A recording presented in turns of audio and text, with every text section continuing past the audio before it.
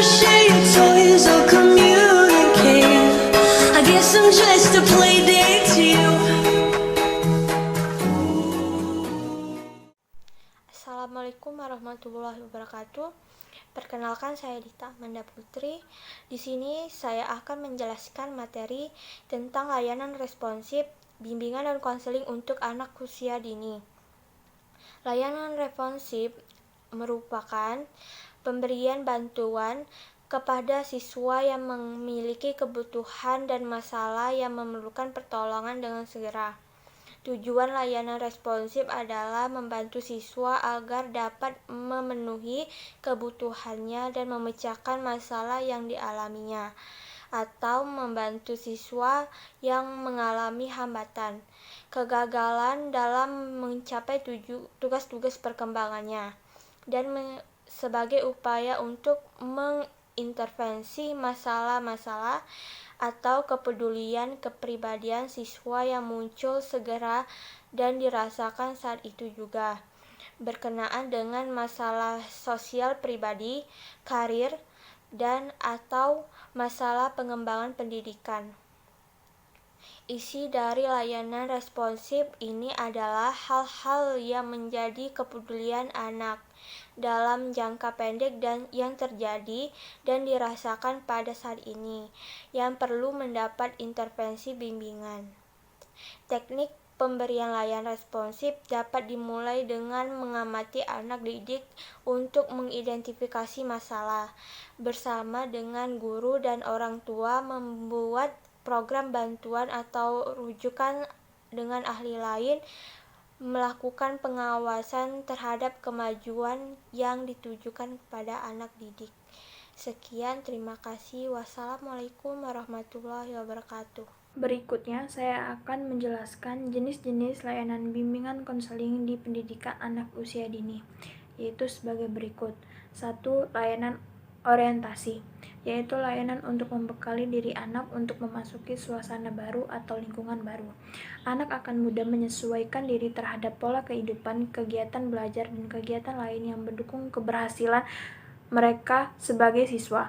2. Layanan informasi, yaitu layanan yang bertujuan untuk membekali anak berbagai pengetahuan dan pemahaman yang berguna untuk mengenal diri sendiri anak selain untuk pemahaman dan pencegahan.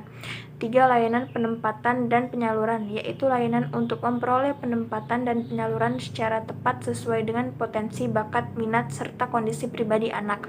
Selanjutnya, layanan pembelajaran, yaitu layanan yang mungkin peserta didik memahami dan mengembangkan sikap dan kebiasaan terhadap orang yang baik, keterampilan dan materi belajar yang baik sesuai dengan kecepatan dan kesulitan belajarnya. Selanjutnya, layanan bimbingan individual, yaitu layanan untuk mendapatkan layanan secara langsung secara tatap muka dengan guru pembimbing yang langsung berperan sebagai pembimbing dalam rangka pembahasan dan pengentasan masalah dihadapi anak. Yang keenam, layanan bimbingan kelompok, yaitu layanan yang bertujuan untuk memungkinkan anak memperoleh kesepakatan bagi pembahasan masalah yang dialami melalui dinamika kelompok yang dilakukan dengan suasana kelompok. Yang ketujuh, layanan konsultasi, yaitu layanan yang dilaksanakan konselor atau guru terhadap orang tua anak yang diharapkan orang tua dapat memperoleh wawasan pemahaman dengan cara-cara yang perlu dilaksanakan dalam menangani masalah yang dialami oleh anak. Yang terakhir ada layanan mediasi, yaitu layanan bimbingan yang dilaksanakan oleh guru terhadap dua orang anak yang mengalami masalah ketidakcocokan dalam rangka menciptakan hubungan yang positif dan kondusif di antara anak tersebut. Assalamualaikum warahmatullahi wabarakatuh. Perkenalkan, nama saya Muhammad Banton. Saya dari kelas Palembang. Di sini saya akan menjelaskan materi tentang contoh jenis layanan bimbingan dan konseling untuk anak usia dini. Pelayanan bimbingan dan konseling pada anak usia dini mencakup 3, yaitu yang pertama, bimbingan pribadi sosial. Bidang bimbingan pribadi sosial membantu peserta didik untuk mencapai tujuan tugas perkembangan pribadi sosial anak dalam rangka mewujudkan pribadi yang mandiri dan bertanggung jawab. Isi dari layanan ini adalah yang pertama, mengenalkan ciri-ciri yang ada pada dirinya sendiri, mengenalkan ciri-ciri khusus orang lain, serta menunjukkan makna sikap yang baik dan yang tercela. Yang kedua, mengenalkan cara hidup sehat melalui makanan-makanan yang bergizi, serta melakukan kegiatan olahraga secara teratur, dan menjaga kebersihan. Yang ketiga, mengenakan cara mengungkapkan perasaan bahagia dan sedih, serta memberikan gambaran berbagai perasaan dalam berbagai situasi.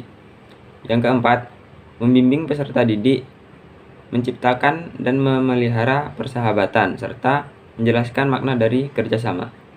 Yang kelima, membimbing peserta didik mengenali kecakapan yang dimilikinya, melatih cara mengambil keputusan, menjelaskan perlunya memiliki beberapa pilihan sebelum mengambil keputusan, dan mengenalkan akibat dari keputusan yang diambil.